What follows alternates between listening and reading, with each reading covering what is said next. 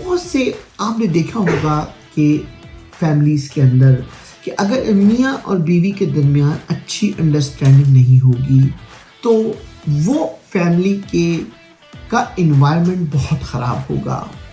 अगर मियाँ और बीवी आपस में लड़ रहे होंगे तो उसके अगेंस्ट में बच्चों का इन्वायरमेंट बहुत ख़राब होगा। अगर मियाँ और बीवी के दरमियान एक ट्रू रिलेशनशिप बिल्ड नहीं होगा तो उनके हमेशा फाइनेंशियल झगड़े होते चले जाएंगे।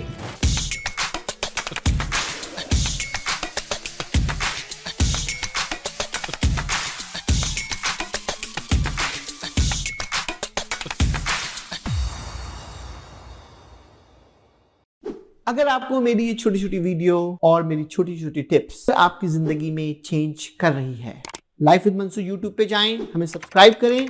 Thank you. Once again this is Mansoor Naqvi, I am the president and CEO of MB group of the company. दोस्तों, आज की छोटा सा जोक आपको पसंद आएगा कि एक हस्बैंड खाने की दावत पे गया, प्लेट पे बिरयानी की लेके आने लगा।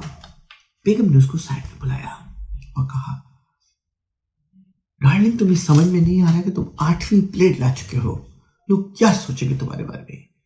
शौहर ने बड़ी मासूमी से जवाब दिया, बेगम, मैं जब भी ये प्लेट निकाल रहा हूं मैं तमाम लोगों को ये कह रहा हूं कि मैं अपनी बेगम के लिए लेकर आ रहा हूं। दोस्तों, I hope you like my joke. इसी जोक के साथ आज हम आपको मियाँ बीवी यानी स्पाउस टू स्पाउस के रिलेशनशिप के बारे में थोड़ा सा आपको बताएंगे।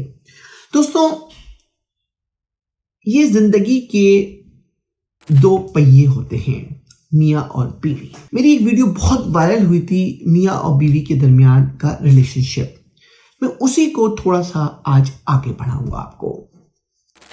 मियाँ और बीवी, एक husband and wife is the wheel of the life, यानी इनके बगैर जिंदगी आगे नहीं चल सकती।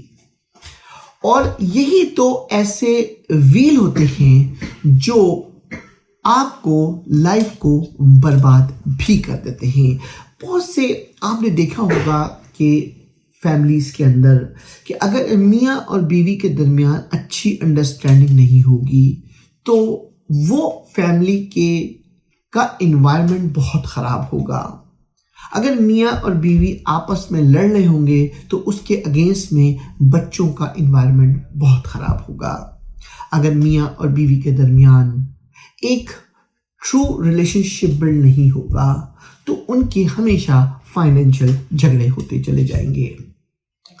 ये तो हमारा back end of the theme है, लेकिन जो ट्रू थीम है, जो आज मैं आपको मैसेज दूंगा, हस्बैंड एंड वाइफ की आपस में अंडरस्टैंडिंग और उनके बारे में किसको किसकी कितनी सुननी है। देखिए, इस रिलेशनशिप में दो चीजें बड़ी इंपॉर्टेंट हैं। एक है dark side of the cotton, एक है बिल्कुल other side of the cotton. Dark side जब मैं आपसे बात कर रहा हूं कि ऐसे मियाँ बीवी जो दोनों अर्निंग नहीं करते हैं, जब वो दोनों अर्निंग नहीं करते हैं तो वहां पर एक प्रॉब्लम भी क्रिएट होती है। उसकी वजह ये होती है कि उसका कोई भी स्पाउस हो, चाहे वो भी वाइफ की अर्निंग हो, चाहे वो हस्बैंड की अर्निंग हो।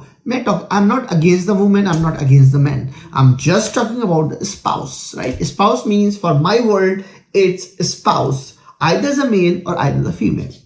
जब स्पाउस की हम बात करते हैं कि जब दोनों की अर्निंग का एक शख्स को दूसरे अर्निंग का पेन ही नहीं होता कि मेरा शौहर क्या कर रहा है या मेरी वाइफ कितनी मेहनत कर रही है, तो उसकी एक्सपेंस की डिमांड जो होती है वो अनरियलिस्टिक होती है। जब तक आपको एक दूसरे की अर्निंग की रिस्पेक्ट नहीं होगी या उसके अर्निंग का आपके पास कोई मैकेनिज्म नहीं होगा, आप मियाँ बीवी एक दूसरे के लिए सिवाय बीमारी के और कुछ नहीं बचे। आज मैं आपको टेस्ट देता हूं, आप सुने और आप इंजॉय करेंगे। आप चाहे मेल हैं चाहे फीमेल हैं, दोनों सूरतों में आपसे 5 चीजें पूछता हूं और सच सच जवाब देना। दोस्तों, इनके जवाब अगर तुम्हारे पास यस है तो सोचना, नो है तो सोचना, क्योंकि जब तक आप यस और नो नहीं करो तो ना आप अपने घर को बेहतर कर सकते हो, ना अपने बिजनेस को बेहतर कर सकते हो, ना आप अपनी ग्रोथ कर सकते हो, क्योंकि ये सब कुछ ग्रोथ ही इसी से कनेक्ट है। मैं आपको पहला सवाल आपसे पूछता हूं दोस्तों, ये बताओ कि तुम्हें पता है कि तुम्हारे घर का बिजली का बिल कितना आता है? पहला सवाल, तुम्हें यह पता है कि तुम्हारे घर का गैस का बिल कितना आता है? तुम्हें यह पता है कि तुम्हारे घर का वीजा मास्टर का बिल कितना आता है? तुम्हें यह पता है कि तुम्हारे घर का मॉर्गेज क्या है? तुम्हें यह पता है कि तुम्हारे हस्बैंड की ट्रू अर्निंग क्या है? अगर आपके पास ये सारों जवाब नो है और आप डार्क साइड पे बैठे हुए हैं, तो दोस्तों पहला काम तो ये करो कि चाहे तुम मेल हो चाहे तुम फीमेल हो, पहले तुम खुदा का शुक्र अदा करो कि तुम्हारा स्पाउस ने तुम्हें इतना पैम्पर्ड किया हुआ है कि तुम्हें उन परेशानियों से बाहर निकाला हुआ है।